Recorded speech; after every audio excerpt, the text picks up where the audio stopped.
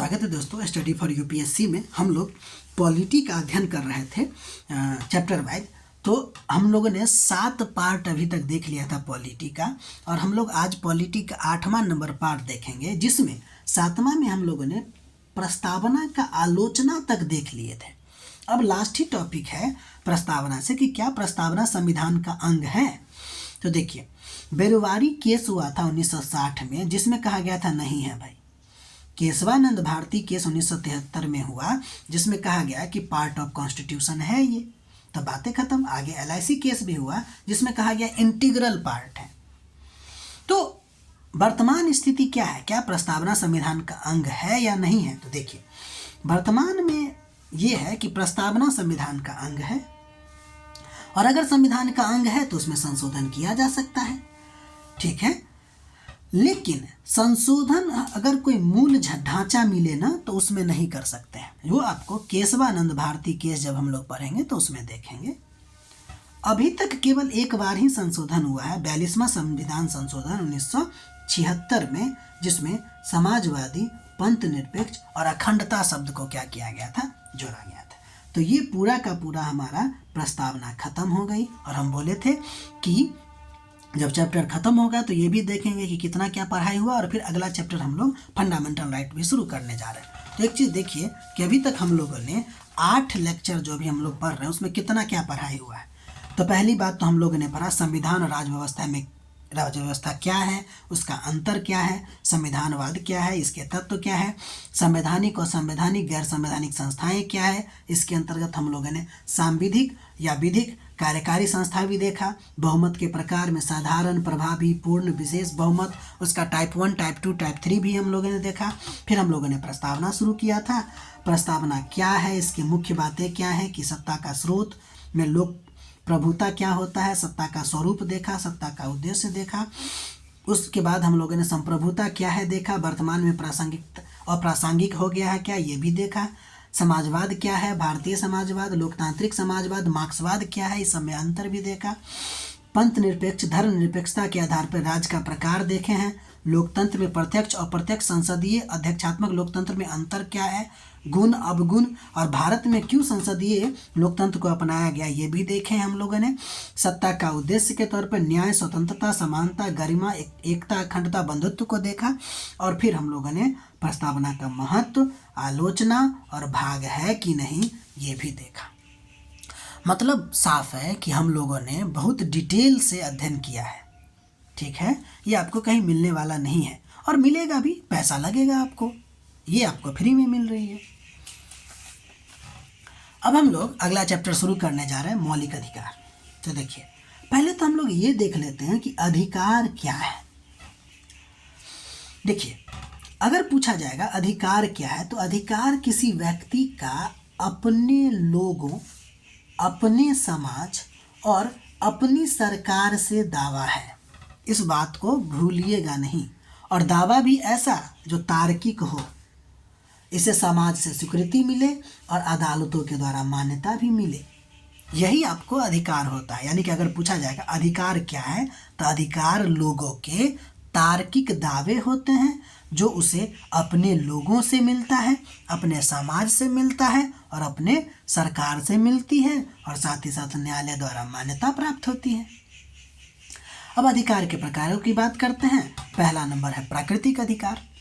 ये अधिकार जो होते हैं वो मानव स्वभाव, तर्क, नैतिकता के आधार पर मनुष्य को स्वयं प्राप्त होता है, वो प्राकृतिक अधिकार होते हैं। मानव अधिकार की बात करें तो प्राकृतिक अधिकार के समान ही होता है, लेकिन सार्वभौम और मानव स्वभाव में अंतर्निहित होता है।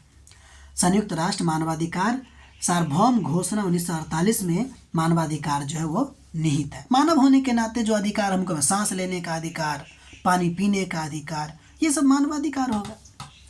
नागरिक अधिकार, अब नागरिक है तो देखिए, वे अधिकार जो किसी देश के नागरिक होने के कारण प्राप्त होता है, जो देश के संविधान और कानून के द्वारा प्राप्त होता है।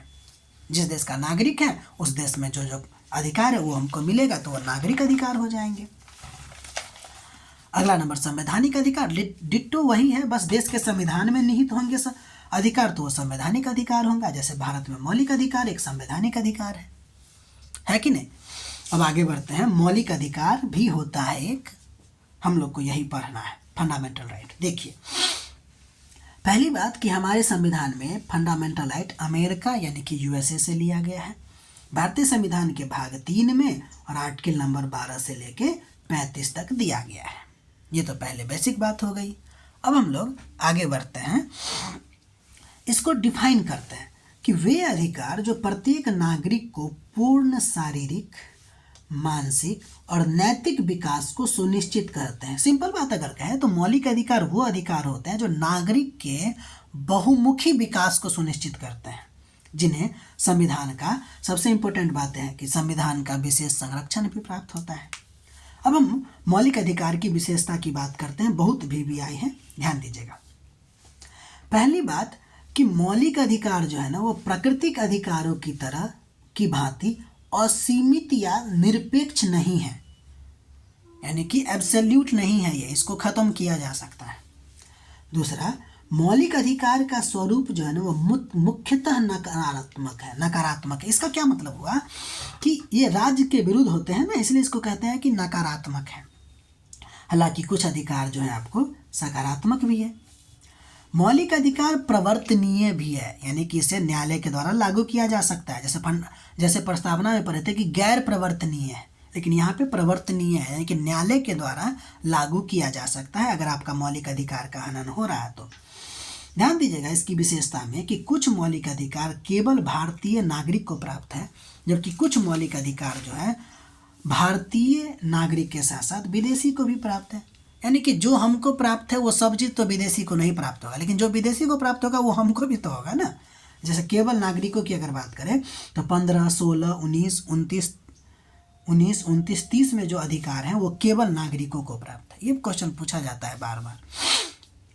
अगला नंबर बात करते हैं, ये बहुत VVI है कि अधिकांश मौलिक अधिकार व्यक्तियों को राज्य के विरुद्ध प्राप्त है, लेकिन कुछ मौलिक अधिकार राज्य के साथ साथ निजी व्यक्ति के विरुद्ध भी है ना। यानी कि मौलिक अधिकार व्यक्ति के विरुद्ध भी है, राज्य के विरुद्ध भी प्राप्त है। अब बात यह है कि मौलिक अधिकार इतना इम्पोर्टेंट है तो इसको संरक्षण तो दिया जाएगा नहीं तो जब मर्जी इसको हटा दिया जाएगा। तो ध्यान दीजिए, पहली बात संरक्षण इस रूप में है कि मौलिक अधिकार का उल्लंघन होगा तो आप अनुच्छेद 32 के तहत सीधे सर्वोच्च न्यायालय जा सकते हैं। दूसरा, मौलिक अधिकार का निलंबन खत्म तो हो ही सकता है ना, तो कब? व्यापक तौर पर केवल राष्ट्रीय आपातकाल के दौरान ही खत्म हो सकती है। इस तरह भी संरक्षण है कि राष्ट्रीय आपातकाल होगा तब ये खत्म कीजिए, नहीं तो नहीं खत्म कर सकते हैं। तीसरा, मौलिक अधिकार में संशोधन केवल विशेष बहुमत से ही होगा, और हमने बहुमत पढ़ा रखा है आपको, ठीक है। तो ये रहा आपको मौलिक अधिकार की शुरुआत हम कर दिए हैं।